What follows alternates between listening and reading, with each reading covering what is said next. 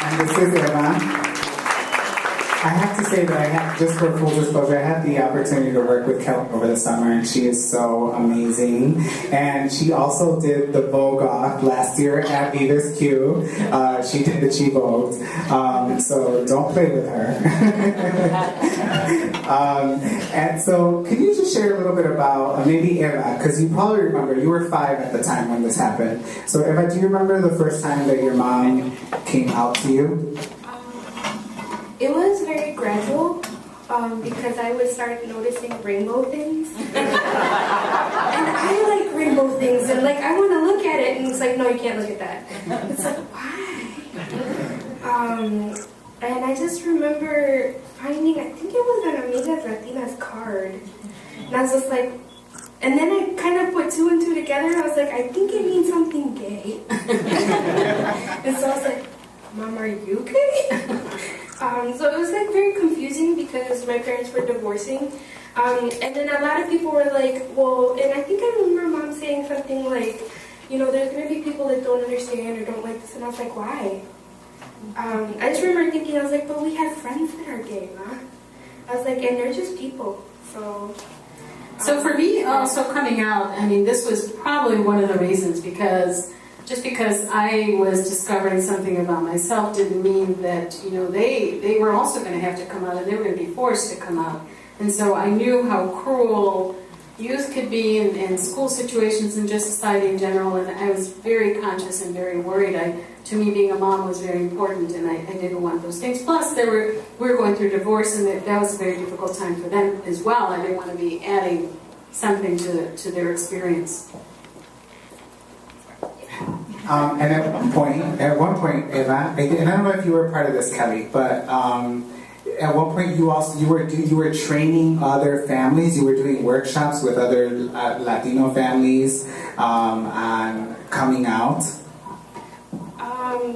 You know what? It's so funny though when I think about this, because my mom dragged us everywhere, like everywhere. I remember being like 7 and going to count, like National Council of La Raza and all that, and I was like, ooh, free stuff, you know, like, I just didn't know what was going on, so it was just kind of like, okay, Mom said that they were going to do this, okay, so we're going to do this today. It's like, just tell them, talk to you about being you, and like, okay, cool, I get to play with other kids. Like, I didn't really see it as like anything different, so it was just kind of a different topic for me. We did, you know, like my mom said, we grew up in Mujeres, and so we always did stuff in like the neighborhood, and like, I always say that like, I grew up in a little village, but like Pilsen's also my home, so, and then so it's just really a topic switch for me, and it's just like, well, I'm going to support my mom. I think that was the biggest thing, because it's like, she's still my mom, I still love her, there's really nothing has changed. So if this is what we're going to be, this is what our family's going to be, this is what we need to do to help other families like us. Yes. You know, I have to add that she's not sharing how courageous her and my son were at the time. And I was really blown away by the things that they were doing. So at the time, the Day of Silence was forming, and so they decided to do the Day of Silence at their schools. And so Eva was at St. Ignatius. My son Leo, who couldn't be here tonight, was at Cristo Rey. And so we're talking about Catholic high schools who, you know, don't want to acknowledge this, let alone have anybody advocate within their schools about this. So they really went through a difficult time because they lost friends. And my son almost lost the job because they were trying to make him speak. And so I think the process made them stronger, but I think that while the time that they were going through it was very painful for them. And for me, I mean, I was proud that they were doing this. They wanted to make sure that they were sure that they wanted to do this. I remember Kelly even wanted to do it, and she was, I don't know, maybe 7 or 8, and then she still wanted to do it, and I was even more concerned about her. So I don't think that we let you do it, that you wanted to do it. Do you want to say something?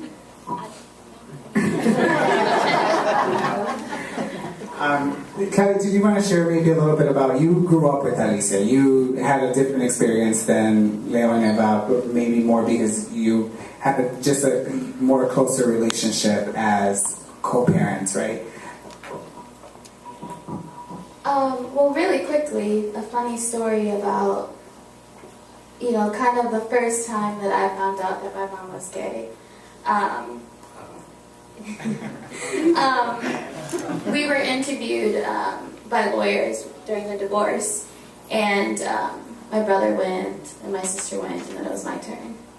And I just remember walking into the lawyer's office, you know, playing with some blocks. I was 4 or 5, right? And she's like, so how do you feel about your parents getting divorced? And I was like, I don't know. And then they said, oh, I hear that your mom is dating someone new. And I said, oh yeah.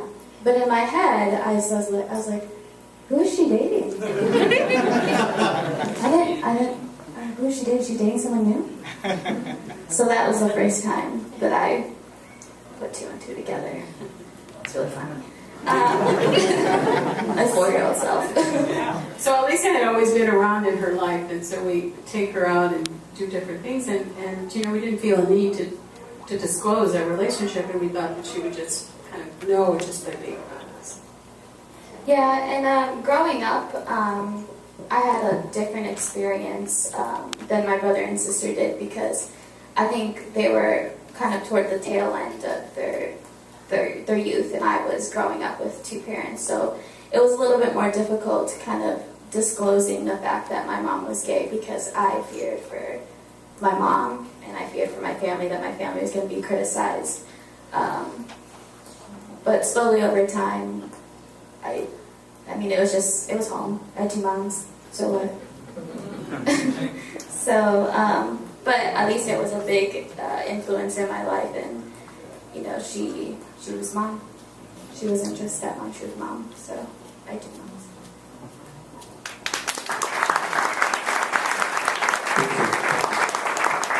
Thank you, Eva, and thank you, Kelly. Come on, Latinos do it better, right? That's the hashtag. Latinos do it better. I have one final question, and don't get nervous. I'm not gonna bring up. Not that question. All right, so I just wanted, because we talked about marriage and we talked about Latino families, queer families, creating families, and I wanted to hear your take on gay marriage or equal marriage, right? And you said Nostradamus is in the room, that someone predicted that it would happen. It was, I remember in the earlier years, when we were doing Amiga's work, that someone said, you know, I think that marriage is going to come in about 10 or 12 years. And I thought, wow, that's like amazing. And sure enough, this is when it happened, and that was Mona who said that. And so I was really thinking, I said, wow, it's really going to happen during my lifetime. That was very, very exciting. I want to thank you so much for sharing and for being a role model to me. I miss Alicia too. I remember her dearly, and I just want to thank you so much for being a leader in our community and inspiring so many people tonight. Thank you. You're welcome.